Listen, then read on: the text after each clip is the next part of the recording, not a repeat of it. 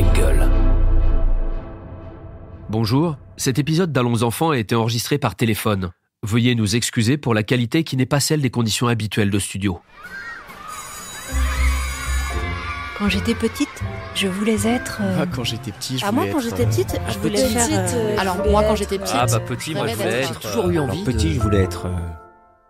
Il est un et tout à la fois. Inclassable, influent, incollable, intransigeant, intuitif, indéfinissable, indémodable, indépendant, bref, un des Français qui compte quand il s'agit de penser. Alors non, plus besoin de présenter celui qui est à la fois écrivain, économiste, chef d'entreprise ou encore chef d'orchestre, pour ne citer que quelques étiquettes de cet homme aux 1000 facettes. Non, vraiment plus besoin de présenter celui qui fut, notamment, maître de conférences à Polytechnique, conseiller spécial de François Mitterrand, fondateur de la BIRD, la Banque européenne pour la reconstruction et le développement, et qui préside aujourd'hui, entre autres, le collectif Positive Planète. Mais qui connaît les premiers pas jumelés de ce natif d'Alger ? Oui, qui connaît la trajectoire hors norme de cet enfant curieux de tout, travailleur acharné et déterminé à transmettre aujourd'hui, tout en pensant déjà à demain. Eh bien vous, j'espère, après avoir écouté cet entretien avec Jacques Attali. Bonjour Jacques Attali. Bonjour monsieur. Et d'abord, merci d'avoir accepté cette invitation dans Allons enfants.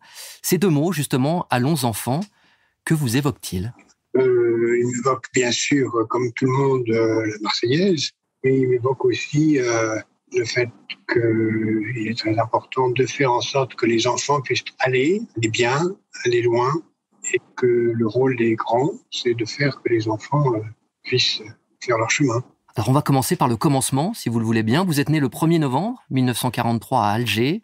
C'était un lundi. Que pouvez-vous nous dire de plus sur le jour de votre naissance ? Le jour de ma naissance, c'est un moment très particulier de l'histoire française, puisque les Américains venaient de débarquer à Alger. Les Juifs dont je fais partie avaient perdu leur nationalité française en 40 et ne l'avaient pas vue rétablie par l'arrivée des Américains. Et elle a été rétablie un peu en fraude une semaine avant ma naissance. Donc je suis né français à une semaine près. Mon père a bénéficié du fait que, à son grand dame, puisqu'il n'en était pas d'accord, que le père de deux enfants ne partait pas au combat.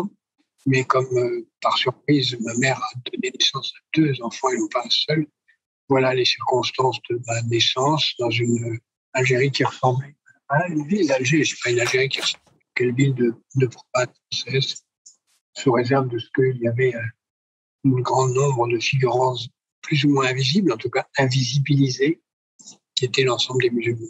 L'une des singularités, vous l'avez évoqué, c'est votre frère jumeau, Bernard. Comment vous avez vécu durant votre enfance cette jumélité ?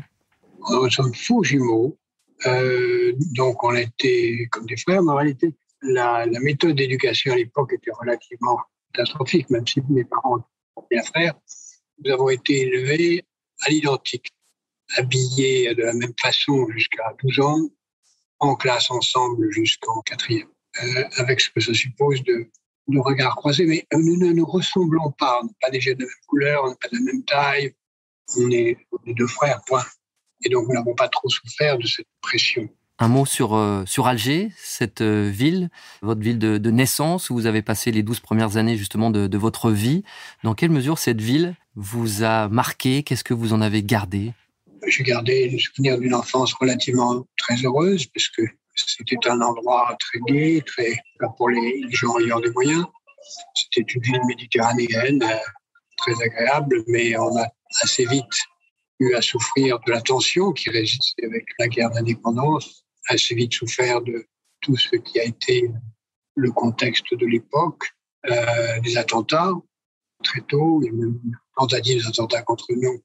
Mon père a dû forcer un barrage sur une route avec nous à bord pour passer, et on a été très vite exfiltrés en métropole. On va parler un petit peu de vos parents, si vous le voulez bien. Votre père, Simon Attali, d'origine juive séfarade, autodidacte, issu d'une famille nombreuse, dans un milieu modeste, et qui va réussir dans le commerce du parfum. Quel type d'homme et de père était-il ? C'était un homme tout à fait exceptionnel. Il était à la fois relativement petit, relativement très fort, très impressionnant, en fait très cultivé comme autodidacte. Il avait une grande culture à la fois religieuse et générale. Et il avait dû en effet, à l'âge de 12 ans, se mettre au travail pour subvenir aux besoins de ses sœurs quand il avait 12 ans. Pas une famille modeste, une famille très très modeste, très pauvre. Et donc il a dû travailler tout de suite et puis il a réussi, tout en étant à la fois, tout au long de sa vie, resté très religieux. Il avait fait des études de rabbin, très communiste, et ayant en même temps réussi comme bourgeois assez bien. Mais il n'a jamais renoncé à ses idéaux. Votre mère ? D'origine espagnole. Rebecca Cassis était célèbre en Espagne au XVe siècle. C'est une famille très modeste également, moins modeste que mon père, et très modeste. Ma mère était secrétaire, assistante de direction, après avoir été enseignante. Et elle a arrêté de travailler quand elle a rencontré mon père. Je vous invite, si vous le voulez bien, à ouvrir ce petit paquet, cette petite attention qu'on aime bien justement donner à nos invités dans Allons enfants. Et si vous pouvez nous dire ce qu'il vous inspire et le décrire, s'il vous plaît. Alors, l'apprenti sorcier, c'est Roberto Benzi, ça c'est. Je pense que c'est Roberto Benzi qui vous a amené à ce cadeau. Oui, c'est Roberto Benzi. Vous voulez que je vous dise pourquoi Roberto Benzi m'intéresse? Tout à fait. Alors, Roberto Benzi, c'est mon premier souvenir de musique. Roberto Benzi est venu, il devait avoir 15 ans, à Alger, et dirigeait un orchestre symphonique. Les organisateurs avaient insisté sur son côté gamin, puisqu'il l'avait laissé en culotte courte, alors que plus tout à fait un enfant. Mais il avait dirigé l'orchestre, et ça m'avait beaucoup impressionné. J'avais commencé des études de piano, mais cette direction d'orchestre m'a accompagné jusqu'au jour où, bien des décennies plus tard, j'ai pu m'y mettre aussi. Justement, la musique, c'est votre maman qui vous a mis au piano quand vous n'aviez que 5 ans. C'est aussi un rendez-vous très important dans votre vie. Ma mère, qui n'avait pas fait de musique, mais a beaucoup insisté pour qu'on en fasse, mon frère et moi, elle nous a donné un premier professeur à Alger, qui était sympathique, mais sans plus. Puis un autre qui s'y trouvait tout à fait exceptionnel à Paris. Et elle a beaucoup insisté, comme mon frère et moi, on avait d'autres choses à faire. Elle a insisté, on a continué et je lui ai ensuite très reconnaissante. Vous l'avez évoqué tout à l'heure, il y aura ce 1er novembre 1954, le jour de vos 11 ans, où votre père vous annonce que vous allez devoir quitter dans les mois à suivre l'Algérie et Alger, votre ville natale. Votre père a été sur ce coup assez visionnaire. Les statistiques montrent qu'il a été dans les 500 premiers Français d'Algérie à partir entre 1945 et 1956. Pas beaucoup de monde ont quitté l'Algérie, en tout cas en dehors des gens qui venaient que d'y passer pour des raisons professionnelles. Et en effet, dès le 1er novembre 1954, il ne nous a pas dit on va partir, il nous a dit on n'a pas d'avenir ici. Et c'est qu'un peu plus tard que j'ai compris qu'il se préparait au départ, et ce n'est vraiment su qu'un matin où il nous a dit vous allez au lycée en 5e au mois d'avril, pour la dernière fois aujourd'hui, dites à vos camarades que vous partez plus tôt en vacances, mais on reviendra. Ce qu'on a fait. Et en effet, on est parvenu, il avait passé les mois qui avaient précédé, c'est-à-dire un peu plus de 12 mois, à acheter un appartement à Paris, commencer à transférer ses propres affaires, des parfumeries, etc., etc. Et donc, nous sommes arrivés. Et votre père a même tout anticipé au point de vous installer juste en face du lycée Janson de Sailly. Il s'était renseigné, on lui avait dit que le meilleur lycée à Paris, c'était le lycée Janson. Il avait acheté un appartement en face de l'entrée, en se trompant simplement parce que c'était l'entrée des profs et pas l'entrée des élèves. Nous étions vraiment très bien placés. Évidemment, pour mon père, qui n'avait jamais vécu ailleurs qu'à Alger, tout ce qu'elle a pu faire était une grande souffrance, puisqu'elle laissait sa famille, ses amis, pour vivre à Paris, dans la pluie et le froid, sans retourner en Algérie, puisque je pense qu'elle n'y est pas retournée depuis 1956 jusqu'à très tard après. Mon père, lui, faisait encore des allers-retours. Alors on est à la fin des années 50, Paris bouillonne, Paris revit après évidemment cette Seconde Guerre mondiale. Mais à quoi ressemble votre Paris à vous? En fait, j'ai pas beaucoup de Paris. J'ai un Paris scolaire extrêmement studieux. J'ai beaucoup de livres à la maison. Et mon seule rencontre avec Paris, c'est le théâtre. Mon frère et moi, nous allions beaucoup au théâtre. Et j'ai souvenir dans ces années-là d'avoir vu Gérard Philippe dans Lorenzaccio. On allait au TNP tout le temps, à la Comédie Française. Et on lisait beaucoup et on faisait un peu de sport. Et on n'était pas très bien reçus dans le monde de nos camarades de classe. Il y avait parmi ces camarades des fils de résistants, des fils de collabos. Les discussions étaient encore très actives sur ce thème. Et ces discussions nous occupaient, mais nous, on était extérieurs à tout ça. On n'avait jamais rien vu de tel. Et donc, on était quand même extrêmement... on restait très loin du monde parisien. On allait en vacances à Deauville l'été. mes parents louaient une maison. Et là, on avait un peu plus de rencontres avec la jeunesse de notre âge. Mais encore une fois, en restant toujours, je trouve, n'étions pas vraiment intégrés. Il y a des pieds noirs, des juifs. C'était pas bien vu encore, même si c'était dans le silence. Je n'ai jamais souffert d'antisémitisme explicite. Mais par exemple, en vacances, on jouait au tennis avec les jeunes de notre âge, mais on ne s'est jamais invité chez eux le soir. Je sais qu'il y avait des soirées, on n'était pas invité. Et à Paris non plus. On était invité à peu près nulle part. Alors à cette époque, qui sont alors vos idoles de jeunesse ? Vous évoquez justement l'importance de la littérature, de la cinématographie, du théâtre, de la musique. Qui a porté et qui vous a construit à ce moment-là ? J'ai lu énormément.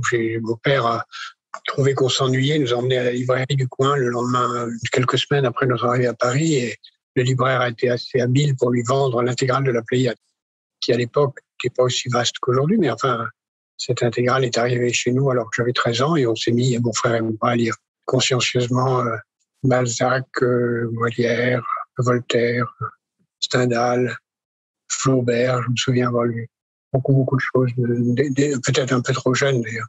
Lire l'éducation, lire Saint-Lombault, la tentation de Saint-Antoine à 13 ans, 14 ans, c'est pas forcément le moment idéal pour le lire. Mais enfin, c'est à cet âge-là que je me souviens de les avoir lus et ça m'a sûrement formé. Je lisais énormément. Beaucoup de théâtre, Marivaux, beaucoup. Et pas encore du tout de philosophie ou de sciences sociales, que j'ai découvert beaucoup plus tard. Alors vos parents, vous le dites, étaient obsédés par l'excellence scolaire. Cette excellence scolaire, elle commence à se remarquer clairement quand vous êtes au lycée, où vous devenez le premier de votre classe. Pas vraiment. J'avais la réputation d'être un très bon élève. En fait, j'étais un élève très travailleur. Je suis pas très bon élève. Mon frère avait en creux la réputation d'un mauvais élève, ce qui était assez vrai. Mais il travaillait encore plus que moi. Et j'étais bon sans plus. D'ailleurs, je bac avec mention assez bien. Ça n'a rien d'exceptionnel. Même si à l'époque, c'est des mentions avec beaucoup plus de valeur qu'aujourd'hui. Mais j'étais premier. C'est vrai que j'étais premier partout. J'étais premier partout à partir de la classe de première. Et à Janson, qui était un très bon lycée, premier en tout, français, anglais, histoire, maths, physique, etc., ça voulait dire quelque chose. Et j'ai commencé vraiment à être un très bon élève en maths sup et en maths spé. C'est là où j'ai commencé vraiment à décoller, sans doute parce que la quantité de travail que je fournissais m'avait donné une capacité de travail exceptionnelle. C'est la seule chose qui m'a différencié de mes camarades, c'est que j'ai toujours une capacité de concentration et de travail très grande. Alors vous avez rêvé de devenir chirurgien. Je voulais savoir pour quelles raisons vous avez finalement abandonné ce rêve alors que vous aviez a priori les capacités. Mon père me poussait beaucoup à être médecin. C'était l'idée familiale, je veux être médecin, et vous voyez médecin des pauvres plutôt. Mais l'idée de gagner de l'argent, qui était ce qu'il avait fait lui à son grand dame. Je voulais en effet être médecin très longtemps, jusqu'à la terminale. Et puis en terminale, je me suis dit, si tu es médecin, tu seras médecin toute ta vie. Et je ne suis pas sûr de vouloir faire le même métier toute ta vie. Donc, à ce moment-là, j'ai changé. Je me suis dit, je ne serai pas médecin, mais quoi ? Là, je me suis laissé emporter par le fait que j'étais bon en maths, mais je me souviens très bien, dès ce moment-là, avoir dit à des camarades de classe, je veux être le Raymond Aron de la gauche. C'est-à-dire que je veux être un intellectuel de gauche. Raymond Aron était à ce moment-là le grand intellectuel de la droite. Et ça a été mon modèle. Je l'ai rencontré bien après. Et donc, j'ai fixé ma ligne en disant, je vais faire des maths, et puis on verra après. Mon frère lui-même, qui s'était découvert très bon en classe à partir du moment où il n'était plus avec moi, à partir de la classe de 3e, j'étais parti vers Sciences Po et l'ENA. Et moi, je me suis dit, je ferai ça aussi, mais après avoir fait des maths sérieusement. Et donc, je suis parti vers les maths. Et comme les maths m'ont plutôt réussi, j'ai fait 2 scolarités, en fait. Une scolarité classique d'ingénieur, puis une scolarité classique de droit. 2 scolarités complètes.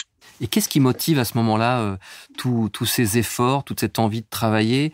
C'est le regard de vos parents ? C'est une motivation autre ? Non. Mes parents étaient dans le non-dit. Il n'y avait jamais de félicitations. Il y avait simplement, c'est normal de réussir. Quand ça ne réussit pas, c'est une catastrophe. Ce qui était normal, c'est de faire le maximum. Donc, ils avaient conscience. Ils pensaient que mon frère était moins doué que moi, donc ils en voulaient moins de ne pas réussir, même s'il a très très bien réussi, parce qu'il a fait d'excellentes études. Mais à moi, qu'on disait très doué, ce qui encore une fois était faux, on me pardonnait rien. Donc ça se traduisait par rien, pas de punition d'aucune sorte. Donc c'est la gueule, c'est tout. Et c'était la même chose pour votre petite sœur ? Ma sœur, on a beaucoup d'écart, puisque elle est née en 9 ans de moins que nous, donc ma sœur, c'était autre chose. On lui pardonnait tout. Pour revenir quand même sur votre parcours, j'ai même peur d'en oublier, diplômé de l'école polytechnique, dont vous sortez major de la promotion 63, mais aussi diplômé de l'école des mines, de Sciences Po Paris et de l'ENA, c'est absolument exceptionnel. Comment on peut atteindre ce parcours d'exception ? Plus un doctorat d'économie après. Oui, écoutez, c'est beaucoup de travail, quoi. C'est beaucoup de travail. Je pensais d'ailleurs que d'autres le feraient après moi, mais à ma connaissance, personne ne l'a fait après moi. Je pensais que d'autres, des polytechniciens qui ont fait l'ENA, mais je pensais que d'autres sortant dans les grands corps de l'IX feraient la même chose, mais non. Il y avait une motivation qui était, je voulais pas dépendre de l'argent. J'avais la horreur de l'idée d'avoir à gagner de l'argent. Je ne voulais pas avoir forcé de gagner de l'argent, donc comme je n'avais pas le sentiment que mes parents me laisseraient grand-chose, parce que mes parents m'avaient toujours dit qu'ils ne nous laisseraient rien, et que c'était normal.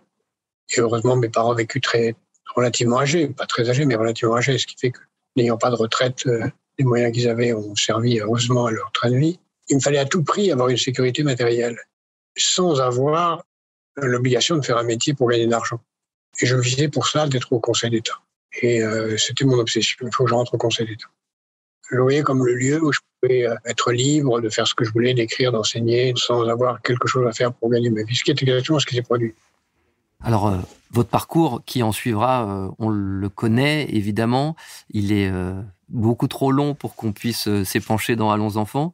En revanche, la transmission fait partie des sujets que nous aimons aborder dans ce podcast. C'est aussi un sujet qui vous concerne à bien des égards. Dans toutes les activités qui sont les vôtres aujourd'hui, quel est votre regard justement sur la transmission ? D'abord, c'est un regard très égoïste parce que j'adore enseigner. Et la plupart des idées plus ou moins bonnes que j'ai pu avoir, je les ai eues en enseignant. Parce que j'enseigne sans notes, toujours. Je crois que c'est une politesse à l'égard de ceux qui en parlent. Je réfléchis en parlant.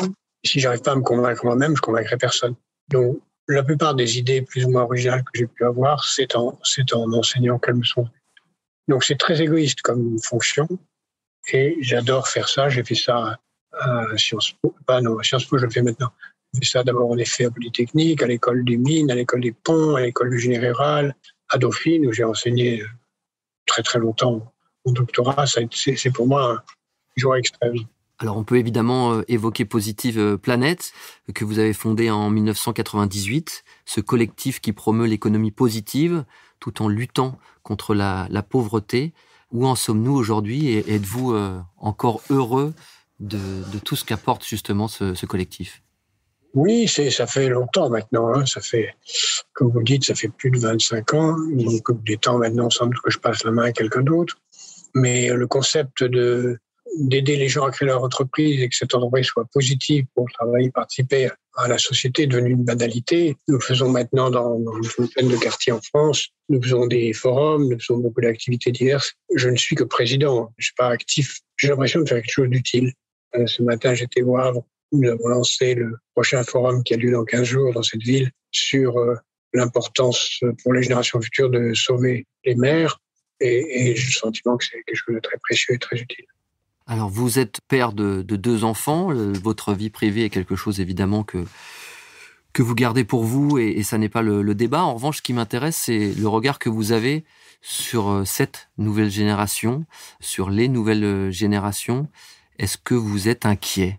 Les enfants sont très différents selon les classes sociales, les moyens dont ils ont pu disposer, les pays où ils vivent, leurs origines.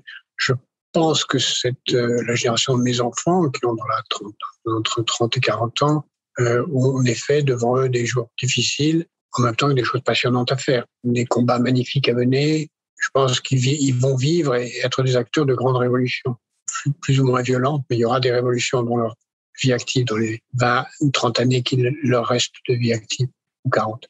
Il y aura des révolutions. Et je souhaite qu'il y en ait, parce que ça ne peut pas durer comme ça. Donc, je pense qu'il y aura des changements où le fait d'être ce que sont beaucoup de gens de cette génération, c'est-à-dire polyglottes, nomades, disponibles, universalistes, altruistes, soucieux des autres, pas attachés à la propriété matérielle, sont des atouts. Alors vous êtes un homme d'idées, vous êtes un homme de culture, vous êtes quelqu'un d'assez visionnaire depuis de longues années. Qu'est-ce que vous avez envie de faire passer comme message auprès de cette nouvelle génération qui a devant elle tellement d'enjeux, à commencer par l'écologie, l'économie, la religion, la société? Il faut qu'elle comprenne d'abord le schéma du déroulement de l'avenir. Et qu'en fonction de ce schéma et de ce qu'on peut influer, modifier, elle trouve sa place et elle agisse. Dans un de mes livres qui s'appelle Une brève histoire de l'avenir, j'ai un peu synthétisé tout ce que j'avais écrit par ailleurs, où j'essaye de décrire l'avenir en 5 phases. Déclin de l'Empire américain, tentative échouant de la Chine de prendre le pouvoir, domination du monde par les entreprises, grand chaos général, et ensuite une harmonie positive. Ça, c'est les 5 étapes qui sont devant nous. J'espère qu'on va éviter les 2 avant-dernières, la 3 et la 4, mais il faut comprendre et pour retrouver un chemin et pour aider à accélérer les choses. Donc la première chose que je demande aux générations futures, c'est de comprendre, en acceptant ce déroulé tel que je le dis ou d'autres, l'histoire qui vient. Et à partir de là, d'en déduire un chemin, des métiers, des activités qui ne peuvent en rien être simplement égoïstes, qui ne peuvent en rien être simplement tournés vers soi-même. Voilà. Alors, on va arriver dans une nouvelle année présidentielle. Ce sont souvent dans l'histoire de France, malgré tout, des moments qui comptent par rapport aux orientations qui suivent. On est dans une période entre la pandémie, la société et ses fractures, le communautarisme. Est-ce que vous pensez que cette élection présidentielle de 2022 va avoir une importance considérable ? Je pense que cette échéance est importante, mais ça n'est qu'une échéance parmi d'autres. D'abord, la fonction présidentielle est moins importante qu'elle ne l'était, et le président a moins de pouvoir, les enjeux sont bien différents, mais malgré tout, elle reste importante. Le plus vraisemblable est que la conduite actuelle continuera, mais ce qui prouve qu'on sera d'une certaine façon en pilotage automatique et que l'essentiel se jouera ailleurs, dans le chemin européen. Dans les choses qui comptent dans votre vie, vous insistez sur le fait d'être aligné, d'être conscient de soi et de qui on est pour ensuite être utile pour les autres. Est-ce que vous sentez que cette nouvelle génération a toutes les armes, justement, pour y parvenir ? Oui, je pense que la génération est très bien formée. Absolument bien formée et elle a tout à fait les moyens de... Je ne suis pas pessimiste. La compréhension, la mobilisation, les enjeux, la mutation écologique, la recherche d'aller vers ce que j'appelle l'économie de la vie. J'aurais une dernière question pour vous, Jacques Attali. C'est la question un peu signature d'Allons enfants. Qu'auriez-vous envie de dire au petit Jacques, celui qui avait 12 ans, qui quittait l'Algérie pour rejoindre la France, s'il était en face de vous au moment où on se parle ? Je lui dirais, essaye d'être honnête, ne te mens pas à toi-même, ne renonce à rien, et d'être utile, ne fais pas de mal à personne. Voilà. Merci Jacques Attali et j'espère que vous écouterez Ricardo Benzi en pensant à nous. Merci, à très vite. Merci beaucoup de cet entretien très amical. Merci. Merci à vous. Allons enfants est un podcast Engel présenté par Romain Ballan. Abonnez-vous pour découvrir nos prochains épisodes. Production et réalisation, Raphaël Fruchard. Ingénieur du son, Thomas Gabriel. Coordination de production, Alix Pénichon.